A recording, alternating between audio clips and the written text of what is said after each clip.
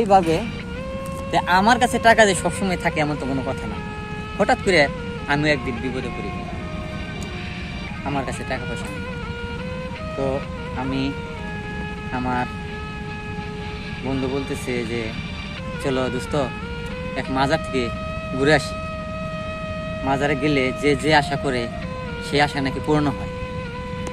তো এখন আমি দুস্তরে বলতে পারতেছি না যে আমার পকেটে একটা টাকা নেই। তো দোস্ত বললো, আমি বললাম যে না দোস্ত এক কাজ কর, আমি দু একদিন পরে যাই। কয় না চলো আজকে যাই। বললাম দেখো এখন যে যাইমু আসলে আমি টাকা পয়সা নিয়ে আসি নাই, এই মুহূর্তে আমার কাছে টাকা পয়সা নাই। তো চলো বাড়িতে যাই, বাড়িতে যাই টাকা পয়সা লইয়া আগামী কালকে যাই। মানে সে বললো কি না চলো যাই, তোমার খরচ এটা আমি বুঝবো। তো দুসে লয়ে গেল, গেলাম। যাওয়ার পর বুঝতে কি করলো, মাজারে যাওয়ার পর ঘুরে গাড়ি দেখলাম মোনাজাত টোনাজাত করার পরে আসবো। তবে মাজারটা একটু দূরেই, ভাড়া লাগে কমসে কম 150 টাকা ভাড়া লাগে। যাইতেই 150 টাকা, তা আইতেও তো 150 টাকা, 300 টাকার প্রয়োজন। দুস্তে তো আমার সারাদিন ঘুরাই এসে রে বললো যে দোস্ত আমি আমার শ্বশুরে ফোন দিছে, আমার শ্বশুরে জরুরি যাবার লেগেছে, আমার শ্বশুর বাড়িতে একটু যাওয়ার লাগে। তো মাজার থেকে তার শ্বশুর বাড়ি বেশি একটু দূরে না, কাছাকাছি। সে তার শ্বশুর বাড়ি চলে গেল। এখন আমি তো এমন এক বাটে পড়লাম, আমার পকেটে নেই টাকা, না খাইতে পারলাম কোনো কিছু। এখন আমার হেঁটে হেঁটে বাড়িতে যাওয়া লাগবে 150 টাকার রাস্তা।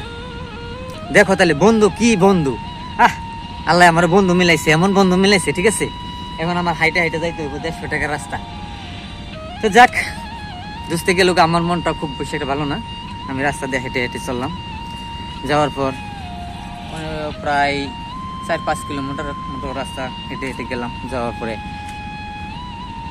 আমার গ্রামেরই একটা মেয়ে বোরকা পরা অবস্থায়, তার দাদাও সাথে ছিল। তো আসছে আমারে দেখে, রাস্তা আমি হাইটে যাইতেছি, আমারে দেখে গাড়িটা দাঁড়া করাইছে। দাঁড়া করানোর পর বলতেছে যে ভাই তুমি হাইটা হাইটা কই যাইতেছ? এখন আমি কি বলবো, আমার বুকটা ফেটে যাইতেছে যে আমার দুস্থ কেমন একটা কাহিনী করছে। ঠিক আছে, এখন আমি না পারতেছি তারে বলতাম।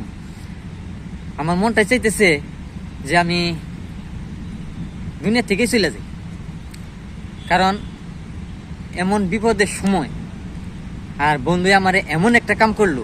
ঠিক আছে, তো এটা ভুলার মতো না।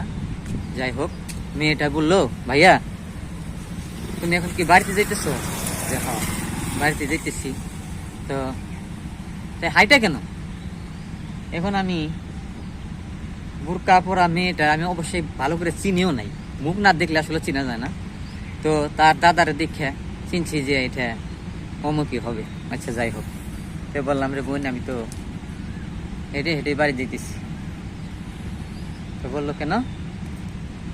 যে আসলে লজ্জার কথা, আমি এখন আর কইমো না, অন্য সময় বলবো। পরে কইলো আচ্ছা ঠিক আছে, তোমার আর বলা লাগবো না, আমি বুঝছি। তো মেয়েটায় আর একটা গাড়ি খাড়া করাইয়া আমারে গাড়ি তুলে দিল। আমি বাড়িতে আসলাম। বাড়িতে আসার পর গাড়ি দিয়ে আসি আর বলি যে এমন বন্ধুর সাথে জানি কেউ কোনো দিন বন্ধুত্ব করো না, যে বন্ধু তোমারে সামানে সৌন্দর্য দেখাইয়া পিছন দিয়ে চলে যায়, এরকম বন্ধুর সাথে চলবা না। ঠিক আছে দর্শক ভাইয়েরা, তো কাহিনীটা কিরকম লাগলো আপনারা কমেন্ট শেয়ারের মাধ্যমে জানাবেন। ঠিক আছে, ধন্যবাদ, আসসালামু আলাইকুম।